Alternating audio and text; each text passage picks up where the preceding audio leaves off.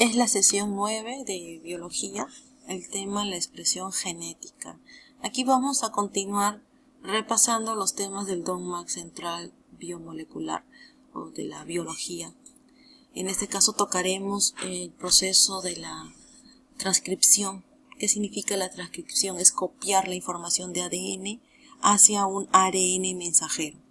Y la otra es la traducción, que es la traducción de este ARN mensajero, mediante el cual los aminoácidos de un polipéptido son ordenados de manera precisa, con información que va a contener la secuencia de nucleótidos del ADN. Y estos procesos se realizan tanto en procariotas como en eucariotas. ¿Qué es una célula procariota? Hay que recordar que es aquella donde no tiene núcleo, que separe los procesos de transcripción y traducción. Entonces, al mismo tiempo, estos genes son transcritos y también traducidos. En el caso de la eucariota es distinto. Aquí, en este caso, la transcripción y síntesis de proteínas están espacial y temporal. Van a estar separadas. Estos dos procesos se van a separar. Uno se va a realizar en el núcleo, que es la transcripción, y va a producir una premolécula ARN mensajera, que es procesada, ¿no?, para producir el ARN maduro, el cual va a salir al núcleo y luego será traducido en el citoplasma. Comenzaremos viendo la transcripción del ADN.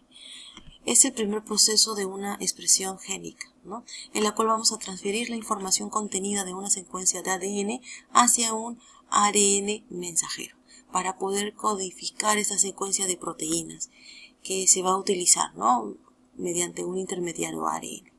En el caso de una célula eucariota ya hemos dicho que se realiza en el núcleo y la cadena resultante del ARN mensajero sale al citoplasma por los poros nucleares de una carioteca para dar inicio a la traducción.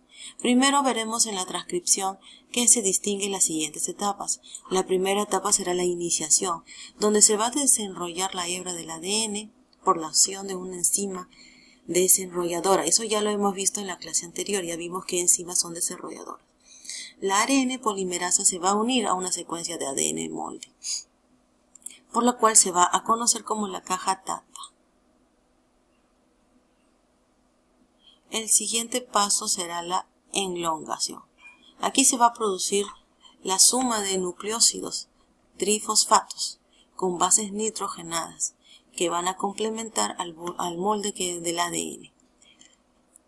En este molde se va a presentar secuencias de las bases CGTA y ARN polimerasa, que va a complementar a lo que es el GCGAU. Y por último tenemos la terminación.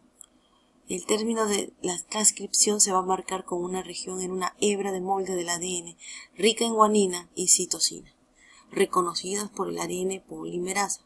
Luego este se va a separar del ADN debido a las interacciones que va a haber entre la adenina y el uracilo. Y finalmente tenemos la maduración. El ARN obtenido, en este caso, es el ARN HN, copia fiel del ADN con bases complementarias.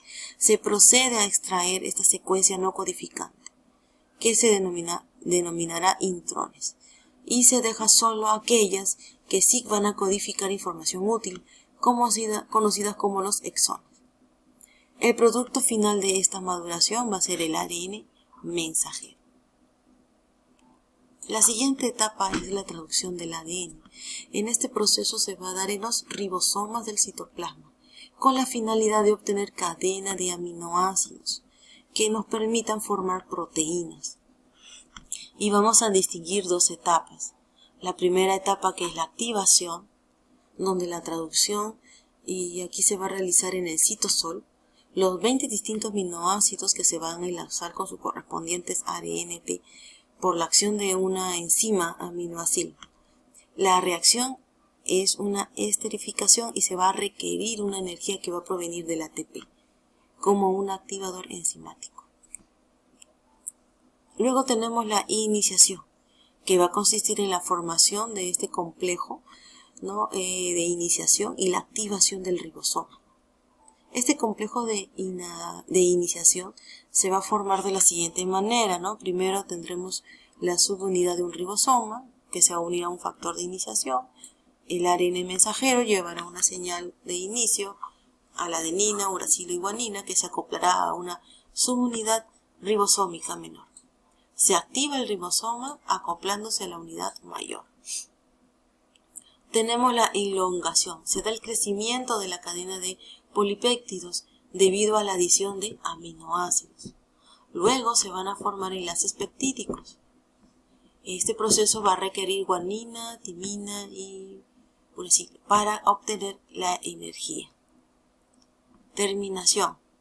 El ribosoma lee la señal de alto, ¿no?, que le van a enviar estas bases nitrogenadas, y se va a proceder a la liberación de la cadena polipeptídica terminada.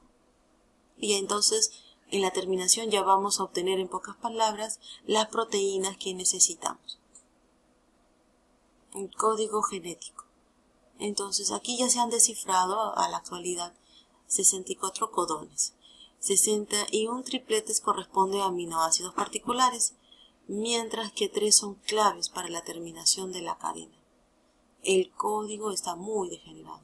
Dicho en otras palabras, pues hay muchos aminoácidos que están codificados por más de un triplete, ¿sí? Los otros 18 aminoácidos vienen codificados por 2 o más tripletes. De hecho, la leucina, adenina y serina son especificadas por 6 codones cada una. Aquí podemos ver esta tabla de código genético, ¿no?, en la que se dan todas estas terminaciones y combinaciones y síntesis de proteína. Bien, entonces acá tenemos un código con el cual se va a iniciar el proceso de la traducción, y el último, pues, con el cual se va a dar finalización de esta cadena de aminoácidos conocidos como polipéptidos. Bien, entonces aquí ya hemos repasado lo que es la clase de expresión genética, es decir, terminar de ver todo lo que es el proceso de transferir esta información genética del ADN al ARN para que de esta manera se pueda duplicar este gen. Por lo tanto, se le pide leer nuevamente este texto y estaremos resolviendo las consultas en la clase vía Zoom. Hasta luego.